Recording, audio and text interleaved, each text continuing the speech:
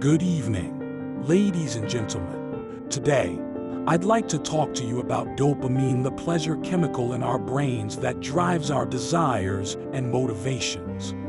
Dopamine is what makes us feel good when we achieve a goal, connect with others, learn something new, or engage in creative pursuits.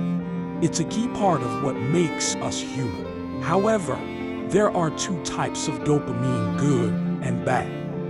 Good dopamine is the natural high we get from engaging in healthy activities that bring us long-term fulfillment. Bad dopamine is the rush of pleasure we get from unhealthy habits like smoking, overeating, and masturbation. While it's natural to seek pleasure, it's important to be mindful of the habits we form and the kind of dopamine we seek. As Mark Twain once said, "Habit is habit, and not to be flung out of the window by any man, but coaxed downstairs a step at a time."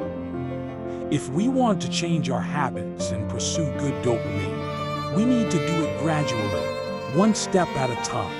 Let's take smoking as an example.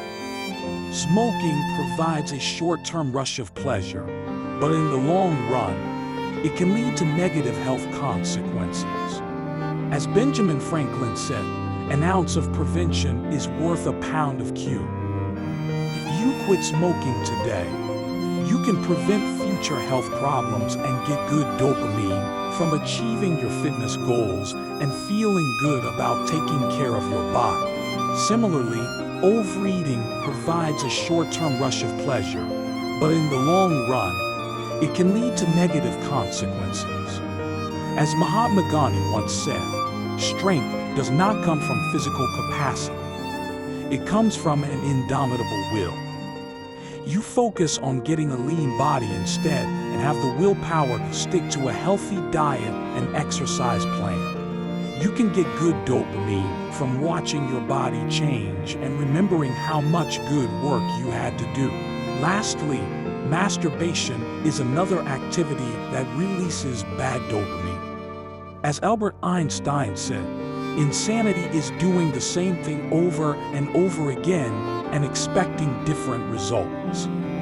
If you choose to engage in healthy activities that allow you to connect with others and form healthy relationships, you can get good dopamine from those interactions.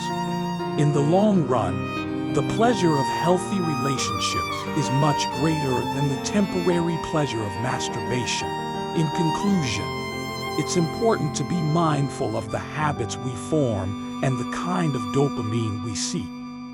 We should strive to engage in healthy activities that provide us with long-term fulfillment rather than short-term pleasure. As the famous saying goes, "The pleasure of the moment is the poison of the future." Let's make a commitment to ourselves today to pursue good dopamine and avoid the bad. You want me to explain a step-by-step plan on how to avoid bad dopamine? Make sure to subscribe to our channel. Thank you. Nevertheless, don't forget to believe in yourself and you will be unstoppable. To stay motivated, check out these videos. Your motivational buddy Joe.